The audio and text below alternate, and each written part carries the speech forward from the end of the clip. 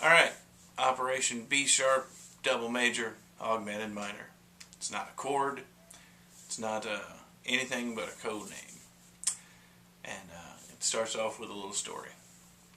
16 years ago, I was in a band with some friends, Greg and Charles and Rocky.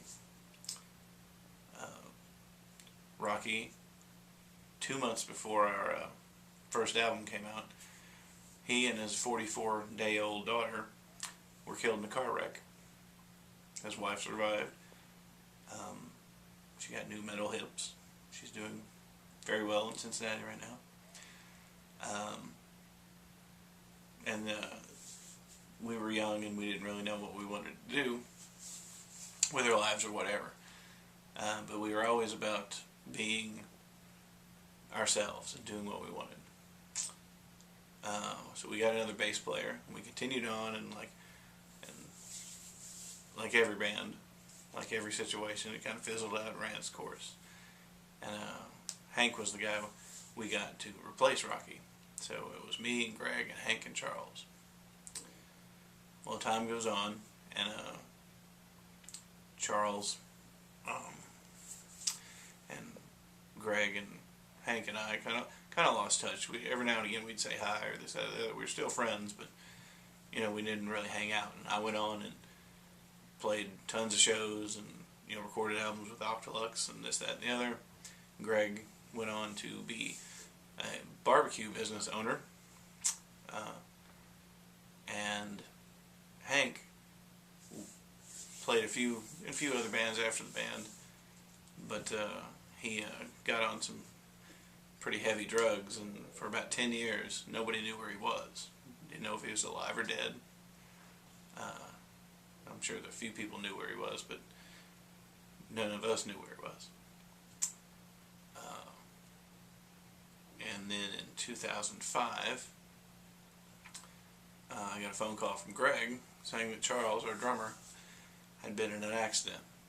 My old roommate, my old really good best friend, and he had broken his neck. And since 2005, my friend Charles has been a quadriplegic from the neck down. So that's where the story of my first band, Dark 30, ends. Along about last year, Greg had actually put up a Facebook page about Dark 30, and I'd seen a bunch of old photos and heard some of the old songs, and I hadn't heard it in forever. I mean, we were a band that, basically nobody knew and never made a dent in rock and roll, or world famous, and God didn't have us on his iPod or anything like that, but it meant something to us. So I got the crazy idea of putting on a tribute show to Dark 30 with some friends that were in other bands around at that time. And they jumped at the chance, and it was a lot of fun, and I wanted to sell some merchandise, and you just give the money to Charles, because I figured he had some pretty high medical bills. Through that process, I discovered Hank. Thank you, Facebook. I discovered Hank was actually living about 2 miles from my house, and he had cleaned up his life, and being in the Navy before he was in the band, he's a veteran, and now he works at the VA in Lexington, and he's off drugs, and he's doing really well for himself. And as I said earlier, Greg went on to start a restaurant, barbecue joint, Somerset. Here it's pretty good, with his dad and his brother. And then there was Charles. So I contacted Charles and said, "Hey Charles, I'm putting on this tribute show to our old band. I want to sell some merchandise and give the money to you." And about 4 years ago, I got involved with working with people with traumatic brain injuries. And I let Charles know what I was doing with the show, and he asked me what I was doing nowadays, and I told him about Octolux, and I told him about my guys with traumatic brain injuries. And Charles said, "You know what? I don't want any of the money you're going to raise. I want you to do the show, but I want you to give all the money to brain injured people, because he has a great case manager and all his needs are met." So we did the show, and it was great fun. But we discovered Hank too late in the process to do the show with Hank. So then I was scanning YouTube one day, and I found a clip from CNN about this guy named Jason Gerling, or Gerling, I'm not sure how you pronounce his name, but he's a good guy. And he was a quadriplegic, but he was a drummer, but he was only paralyzed from the chest down, so he could still use his arms. And so I contacted him through Facebook, and he messaged me back, and he was, sad to hear that Charles was in roughly the same position as he, except he could use his arms and Charles couldn't. And then it dawned on me. Charles is not brain injured. Charles is Charles, but his body doesn't work for him. And if Charles can do something with his hands, because he talks to me on Facebook every now and again, and he plays video games online with Greg.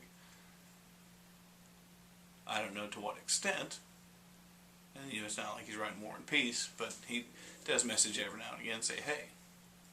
But in my brain, if Charles can use his fingers, then Charles can use a drum machine.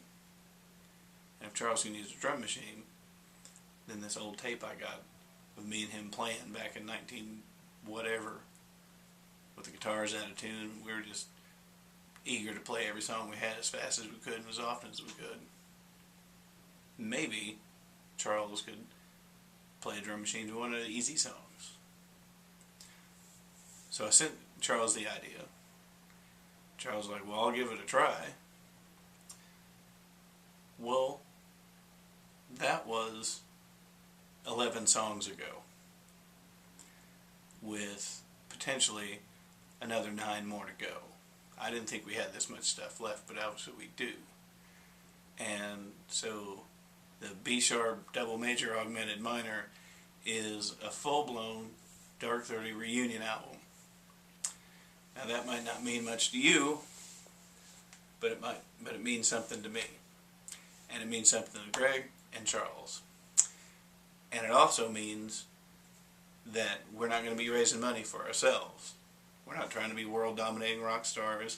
We're not trying to go on massive world tours. There won't be any shows. What we're going to do is we are going to take the money that's raised. Whoever donates will get an album, or the double album that's looking like, who knew. And we're going to take all the money that's raised and divide it into 3 charities.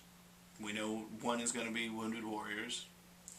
We know we're going to pick the best quadriplegic charity we can find. And we're going to give some of the money as well to people with traumatic brain injuries. And some of you guys may not understand what goes into that, but Charles probably has roughly 10% of his physical ability in his fingers and his arms. And for those of you that are musicians, you understand the complexity, especially drummers, the complexity of building a drum line, and you're able-bodied people. Or if you're a not so able-bodied person, you definitely understand the challenges. But Charles and I talked about this starting in May of this year, and so far, as of mid-July, other than vocals and a few bass parts here and there, the album is coming together quite nicely. So that's what Operation B Sharp Double Major Augmented Minor is. And we appreciate your support. Like I said, some of you won't understand this, won't care. That's cool. Some of you would mean the world to. I've already talked to a few people that I thought might be interested, and they can't wait. I can't wait. I think it's going to be super cool and super fun. There will be weekly updates. I'm getting ready to start a Facebook group, so you guys can join that and find out when the album's coming out, what we're up to. I'm sure I'll take a trip to see Charles. I'm sure me and Hank will be doing something. and I'm sure I'll take a trip to see Greg, because what you also don't know is that we live about 300 miles apart from each other than me and Hank. And when we recorded our first album, actually our first demo, it took us forever to do. And it was one take and done. The guitars are out of tune on it. Stephen Grant, my friend, actually had a copy of it I didn't even know existed, because I hadn't heard it forever. That's beside the point. And now, through this entire process, I have not once talked to Charles on the phone. I have not laid eyes on Charles since 2005. But the bond and friendship that we shared was so strong that as soon as I pitched the idea, he was in. And as soon as he heard the old songs, he was in. And as soon as I heard his revamped version of the old songs and put them through in the studio, and played guitar over the top of them, it felt like he was in the other room. And that's pretty fucking cool to me. So feel free to join the group. Feel free to ask me about it, or ask Charles or Greg or Hank about it. But that's what it is. There's not a title yet. There's no pictures yet. After this, you'll see a little montage of photographs I happen to have. And so 2012, second half, will be Dark 30 reunion album. Probably a double album, Smashing Pumpkin style. Rock out.